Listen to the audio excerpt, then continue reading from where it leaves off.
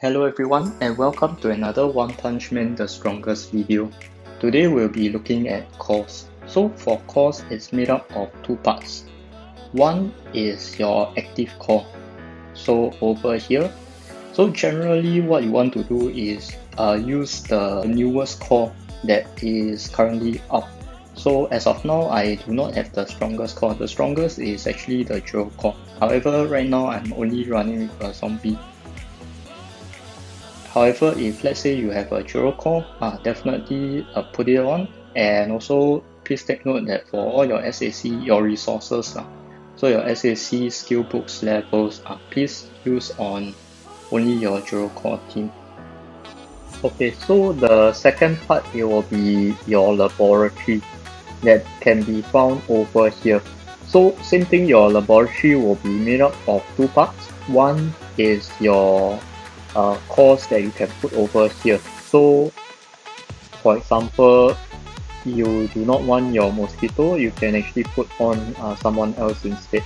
So what this does is that it will actually give you passive bonuses depending on what's your core level. So once you obtain the character itself, you will be granted the level 1 core. Then from there, you can actually upgrade it. So on the left, it will be in yellow. It will be the core level that you unlock. Then on the right side, it will be the description. So as of now, my Deep Sea is level 9 core. So the level 10 is grayed out because I have not unlocked it. Then for upgrades of the core wise, you can obtain it in two different ways. One is through your home training over here that give you the core parts. Then another one is over here in core trials. Over here. So pretty much my recommendation is to clear as high as possible until you hit the clearance reward. So from there, it will actually give you these currency perfection points. So come over to the shop on the bottom left corner. Then from there, you see which one you are focusing on. Then you buy the soul and the core. Depending on what you need, you just buy. Generally, I would say try not to waste these points on the core parts, because for core parts it's actually farmable through home request. Then moving back into our laboratory to take a look at the core passive. So for core passive, I actually line them up in order already. So the first four is pretty much a must-have as of right now in the dual core meta. So you have your mosquito, zombie, deep sea, and genus. Then for the other two is personal preference. So why I will actually recommend these four is because of their passive. So for mosquito at level 2 and 3, it gives more heal rate. Level 5 and 6, it gives more group damage resist. So for group damage resist, this one is very strong because most players will be running Genos. So by having this, you're essentially making your team a lot more tanky and very difficult to burst through. And if let's say they burst through, the dual core one, it actually has a heal effect. So from there, it can actually give your team more heals. On top of that, your RNG will be needing this heal rate to heal up as much as possible so that your units don't die and you are able to make the full use out of your SAC. Next is the Deep Sea. For Deep Sea, because for most players, they will be running the RNG. So RNG actually does a lot of this extra damage. So by having the level 5 and 6 core for Deep Sea is very very strong. Then on top of that, it gives your character more shield rate. This one is only applicable for people with tank top in their team. However, it is still good to have to make your team a lot more tanky. Because if the RNG come and swipe your team, most likely you need a lot of these tankiness. And for zombie, it will be the same as the mosquito because of the heal rate. Then on top of that, it actually gives you a crit attack rate.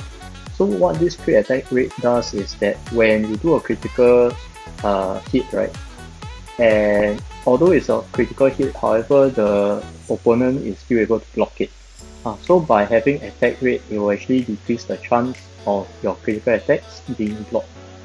This one is strong in the crit meta because pretty much only your DPS, pretty much both of your DPS is relying on crit attack to do damage. If let's say they don't crit, then because of the RNG passive over here and your Koketsu passive over here, your units will not be doing much lah, honestly. So by having this, although you crit, if let's say they block, then you use this one, it won't have much of a chance lah. Then the fourth must have is your Dr. Genius, so it gives heal rate and a shield break. So for is Genos and RMG, they both deal a lot of hits. So for Genos, it does one big AoE. For RMG, it does a single target attack. Although it's just normal attack, however, because it does a lot of it, pretty much is considered an AoE attacker already. Then on top of that, you have your heal rate. So for heal rate, this is good is because same thing lah, your RMG and your Zero Core passive. Then moving on to the personal preference. Personal preference number one is your Child Emperor. So Child Emperor, it does extra damage and also roll attack. So this extra damage will be useful for RMG, which does a lot of extra damage. However, because roll attack, as of now, no units is able to use this yet, so you are not able to make full use of the core. That is why I place him as a personal preference. However, if let's say you draw for Watchdog Man in the maybe next 3 days time, then you can consider putting your Child Emperor up. Then for Armai Mask, pretty much the same problem lah. As of right now, no one uses Injury Team anymore, so you are only making use of half of the passive. Same thing with Bakusan. As of now, the Injury Team is no more. Single attack will be used for RMG. Then for Genos, this one, same problem. The DOT as of now is not used yet. And also for crit attack, it will be used for both your Genos and RMG. So because you're only making use of half of the passive, that is why it's put to personal preference. Then for Zero Core, what it does is it gives DOT rate and also the roll attack. So as of now, also not used. So it's also a personal preference. However, once the ATT drops and the Watchdog drops, then Zero Core is a must-have inside your laboratory. Also for the cores itself, you'll notice that as you level the core up, you can actually unlock new core skills. Generally for level 1 core skill, right, the newest one will be the best one. So if let's say as of now you have your Zero Core and your Zombie Core, so your Zero Core will be in your first choice, your Zombie Core will be your second choice. Then once the Bomb Core is out, the Bomb Core will be your first choice, Zero Core will be the second choice, and Zombie Core will be the third choice. For the Core 4 skills, this one, most of it I would say is pretty useless, except for Zero Core 4. So for Zero Core 4, what it does is that it gives a permanent 30% out bonus. So this one is very strong in your PvE.